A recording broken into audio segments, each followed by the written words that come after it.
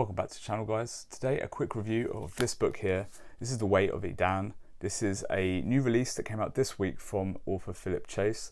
Now this is an epic fantasy book. This actual copy comes in at about 450 pages. Now it is available at quite a cheap price digitally, and it is available now. So if you have an e-reader, if you like to read ebooks, I would suggest that is the way to go. You can pick it up in hard copy from Amazon and a couple of other places. It will cost you about, in the UK, about £15 or about $15 in the US. And it came quite quickly to me. I got this actually the day before release, and it is quite well made. So all that wrapped up, what is this? So this is epic fantasy, and this is the first book of a trilogy. Now this is really more of the classical style of epic fantasy. Now the plotting and action will remind you of a more modern fantasy book, something like John Gwynne might produce. But what I really enjoyed here is I really enjoy classical literature, and I enjoy classical fantasy especially. And if you've come from into fantasy, or you've rediscovered fantasy from that era, if you've come from reading a Dickens or a Tolstoy, or maybe you came straight from reading Tolkien, this will feel very, very familiar, and it will be very quick and easy read for you. You'll kind of fall into the groove almost immediately. What I really like about this is that I think Philip Chase is probably a scholar of European history. This is a traditional medieval European fantasy book. Philip has used the kind of really messy patchwork that is the kind of geopolitical European landscape as his basis here, and he really encompasses a lot of the events, the big events from the last 1,000 or so years of European history.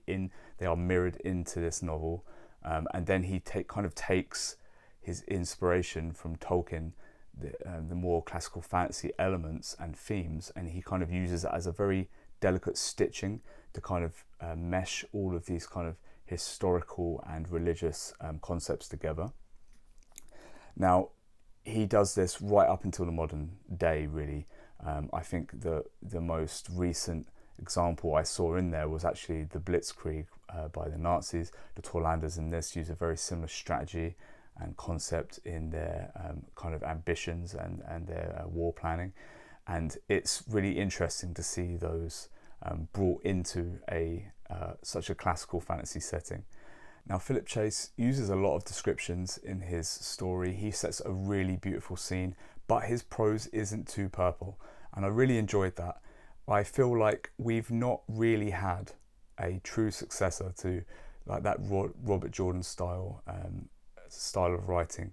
I've often found that those that come closest, maybe a George R.R. Martin or Robin Hobb, they fall some way short of that.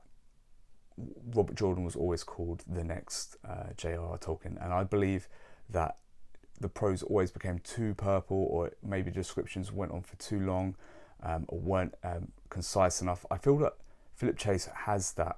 If you enjoyed those early Wheel of Time books, this is the closest thing you're probably going to find to that kind of writing style. But it does have a few modern sensibilities, especially in the plotting and the action, as I said before. But don't go in expecting this to read like a Brandon Sanderson or Mark Lawrence. Having recently read Robert E. Howard's The Scarlet Citadel, I really felt that was kind of sword and sorcery as I expected to read and what I was wanting to read. And this really did that for me for epic fantasy.